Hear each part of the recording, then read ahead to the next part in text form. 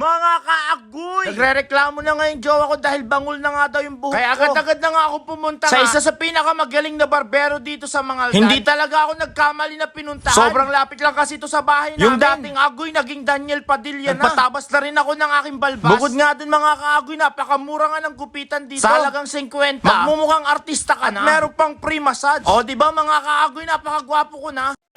Ngayong araw pala mga kagoy, magpapatabas pala ako ng buhok. Sabi kasi ng jowa ko, bago daw kami lumabas, magpatabas muna daw ako ng buhok. Dahil bangol na daw ako tignan. Ay, syempre, dahil siya ang commander, susundin natin ang gusto niya. Ang gamit ko pala dito ay si Kalo. Sa sobrang excited ng jowa ko, nakabista nga At siya. sinamahan niya talaga ako magpagupit. Dahil siya daw ang mamimili ng gupit ko mga kagoy. Kaya agad-agad na nga kaming umalis para pumunta nga sa malapit na barbershop. Medyo makulimlim pa nga ang panahon nito. Subukan ko nga yung nagtitrending At gupitan dito sa bayan namin ng Mangaldan na malapit lang naman sa bahay namin. Bali, hindi na nga ako nag-helmet dyan mga kaagoy. Magdodoble ingat na nga lang ako dito. Mga 1 to 5 minutes, andun na nga tayo sa bagong gupitan. Gigil na nga sa buko mga kaagoy. Dahil sobrang haba na nga ng buhok ko. Halos sabunutan niya na nga ako dito mga kaagoy. At mga ilang minutes na nga mga kaagoy, Dito na nga kami sa bagong gupitan. Dito pala kami magpapagupit sa Bari Mangaldan. Ito kasi sinasabi kong bagong gupitan. Itong Adel's Barbershop. Nagtitrending kasi sa social media. Kaya susubukan nga natin yung gupit nila dito. At naabutan nga rin natin mga kaagoy na marami silang customer. Talagang dinadayo talaga sila dito ng mga iba't ibang customer nila. At nabalitaan ko nga pangalawang physical shop na nga to ng barberan nila. Kaya agad-agad na nga akong pumasok dito sa loob. Ay, naabutan pa nga natin mga kaagoy. Meron pa nga silang ginugupitan dito. Kaya maghihintay muna tayo ng konting minuto. Ay, susunod na nga tayo sa kanila. Bali, ito pala yung pinakaunang barberan nila. Matatagpuan sila mismo sa poblasyon Mangaldan. Malapit lang hanapin yung lokasyon nila dahil gilid lang sila ng Mercury. At napakalawak ka ng kanilang space dito. Kapag magpapagupit pala kayo dito mga kaagoy, Ay, hindi kayo maboboring. magiging comfortable pa kayo dahil may At TV. meron pa sila ditong aircon na napakalakas. Kaya hindi talaga kayo mapapawisan kapag nagpagupit kayo dito. At eto na nga, magpapagupit nga ako sa na napakagaling. manggugupit dito sa bayan namin na Mangaldan. Si Kuya pala isa sa pinakamagaling na manggugupit dito sa bayan namin. Kaya susubukan natin magpagupit sa kanya. Abay, syempre, ang gupit ko lang naman dito mga kaagoy. Alam na alam niyo Yung na yun. magpapabawas lang ako sa gilid. Parang burst fade. Ang style ng aking gupit. Inumpisahan na nga akong gupitan dito mga kaagoy. Totoo nga yung sinasabi nga nila mga kaagoy kapag dito ka magpapagupit. Ay sobrang gaan ng kamay nila. Sa lahat ng pinagupitan ko talaga mga kaagoy. Hindi ko naramdaman yung kamay nila habang ginugupitan Bali ako. Pala mga kaagoy, subukan nyo magpagupit dito sa Adel Barbershop. Matatagpuan sila sa Bari, Mangaldan, Pangasinan at Poblacion, Mangaldan. Ewan ko ba mga kaagoy? Tuwing magdi-date kami ng jowa ko, gusto niya kasi nagpapagupit ako. Para habang kumakain daw siya, nasasarapan daw siya sa akin. Ay agoy. Joke lang Kung po. papansin ninyo, sobrang linis ng kanilang pagtatapos sa akin buhok. Puliding pulido nga ito. Ang Tignan. gusto kasi ngayon ng jowa ko mga kaagoy sa pagpapagupit ko, yung nakikita yung patilya. Kaya hindi ko nga ito pinaputol. Basta gilid by gilid lang naman yung aking pagpapagupit Para dyan. magandang tingnan. Ito kasi yung bagay na gupit sa Kaya akin. ito pinagupit ko kay kuya. Nasubukan ko na rin ang simi At ibang kalbo. mga hairstyle. Malapit na ngang matapos tong pagpapagupit ko at nakikita nyo naman magandang resulta. Hindi talaga sila nauubusan ng customer dito. Kada minuto meron at meron nga silang customer na pumupunta dito. Dahil tiwala nga sila dito sa barbershop na to. Dahil magaling nga silang maggupit. Kung umabot ka pala sa video ito, paki-comment naman kung taga-saan ka para lang kung saan napadpad ang aking vlog. Likod pa lang mga kaagoy, panalo na. At eto na nga yung sinasabi ko, nagmukha na nga ako si Daniel Padilla. Siguro hanggang palang muna. Kapag naligo siguro ako ng 10 beses, baka Daniel Padilla na talaga. At pinakita pa nga ni Kuya yung nasa likodan ko. Kitang-kita ko nga na napakapulido. Approve, napakagaling nila ditong manggupit. At meron pa nga pa-massage.